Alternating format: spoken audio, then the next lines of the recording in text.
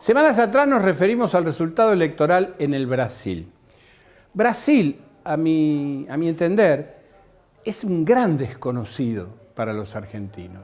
Brasil tiene características muy distintas a las de la Argentina y una historia que es también muy distinta a la historia argentina o a la historia inclusive rioplatense. En primer lugar, fue una colonia del Imperio Portugués, un pequeño imperio en la puntita de Europa, que no se independizó de su metrópoli, sino que la metrópoli se trasladó primero al propio Brasil, y Brasil fue un imperio europeo cuya capital residía en América Latina.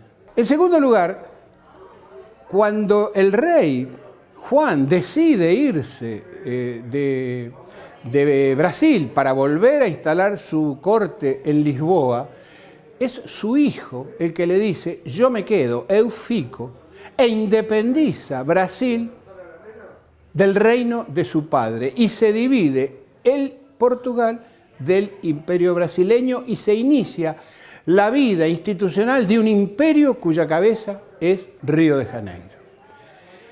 Un imperio basado en un modo de producción esclavista, de plantación.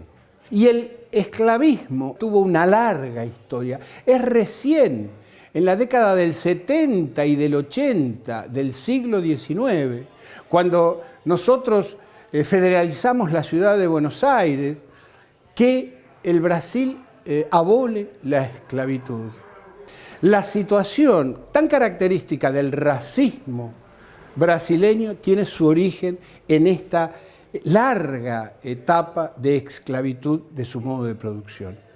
En tercer lugar, ya, en la entrada en la República también significó para el Brasil la instalación de una república latifundista manejada por coroneles estaduales, grandes expropietarios de esclavos, cuyo producto era dirigido al mercado internacional y dependían en esa medida de ese mercado internacional. El café, el azúcar y posteriormente el caucho se convirtieron en los principales productos de exportación de Brasil, cuyo comprador, así como para nosotros era el Reino Unido, para el Brasil era los Estados Unidos de Norteamérica.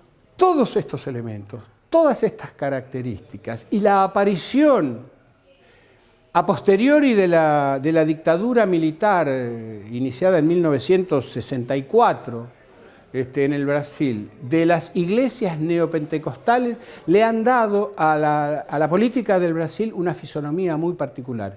Pero hay que agregar una cosa.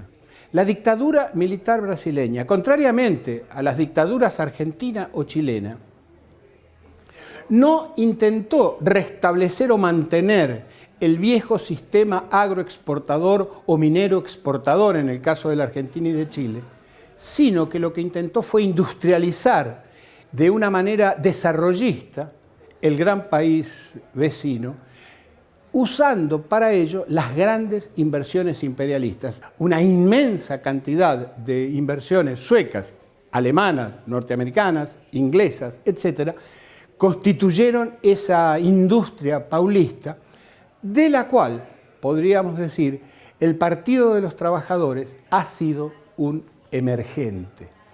De modo tal que todas estas características que he tratado de describir sintéticamente le han dado al Brasil una personalidad política y social muy específica, además de una enorme complejidad en la dilatada geografía de su extensión.